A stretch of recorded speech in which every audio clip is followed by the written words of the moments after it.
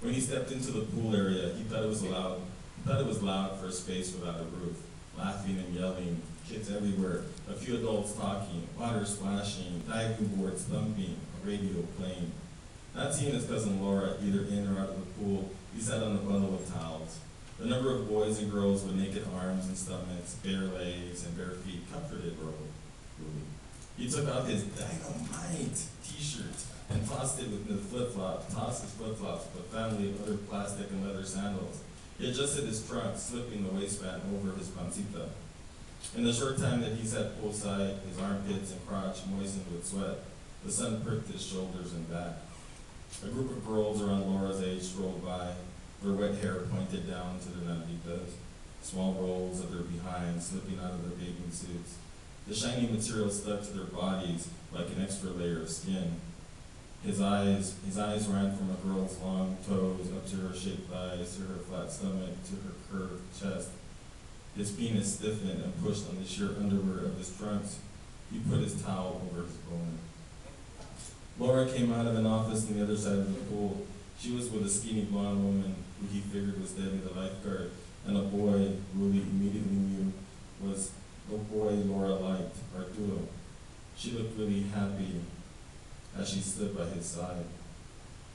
Arturo was almost twice as tall as Ruly, certainly older. Ruly wished for his boner to soften so he could walk over to his cousin. "Surprise, I made it," he would announce. The more he spied on Laura and Arturo, the more fun they appeared to be having. The dizzy feeling of being out in the sun traveled to his stomach. He felt bloated, like after eating too many pork rinds. He burped and worried that he'd fart in the pool if he ever made it into the water. He forced his attention to the opposite side of the pool. When he saw the diving board, he was reminded of a pirate movie he and his cousin had seen one Saturday afternoon. They both found it a cool way to punish one's enemies, or their least favorite cousin, Cousin Sammy, who always bullied them, first came to mind.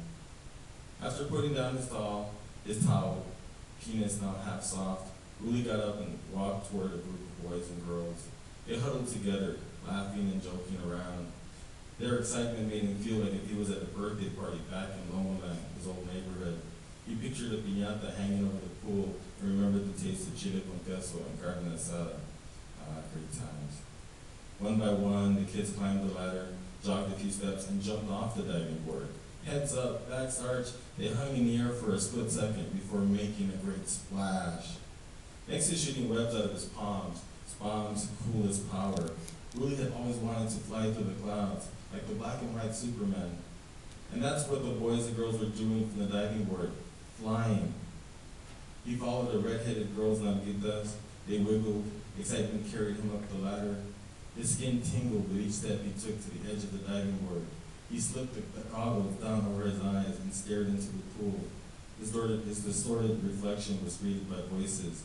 "Jump, come on, jump, go on, hurry up." Silence, glue slipping through fingers, river of tiny bubbles.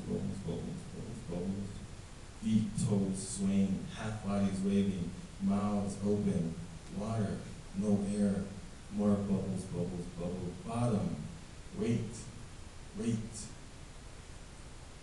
His body surfaced, light, blue, air, face stuck to a woman's breast. Lying on his back, head tilted, he was struck by how bright they were, the sky and the lifeguard's eyes, both blue like his favorite shooties, teeth like white chiclets and a confetti of freckles around the flat nose. His thoughts were still underwater when Debbie asked him a question. Before an answer could swim out his throat, her mouth swallowed his. Water jumped out of him with each thrust to his stomach. Debbie's hands pushed all the way to his back. He coughed and turned his head. Couples of bare feet circled him. Debbie told someone, "He's gonna be all right." He spotted his cousin behind Debbie. Her pale face stood out against her tan body. "I think he's had enough swimming for one day," Debbie said. His cousin had her arms across her chest. Her eyes were as wet as her bathing suit, and her bottom lip quivered. His cousin said nothing. He wanted to tell her that he was fine, but before his lungs completely filled with air, she walked off. Debbie asked him if he was okay. He blinked several times. With his back sticking to the pool deck's wet tile, He peered out at the late summer sky, no clouds, a far-off sun. His eyes roamed the sky for anything to hold on to. He spotted a chalk mark and traced it to a distant plane. The higher it soared, the more it disappeared into the blue canvas, reverse grounding. Goosebumps crawled up his arms and legs. He turned his head and shoulders and shifted his weight. Debbie took him in her own arms and stood him up before he was drawn into the deep end.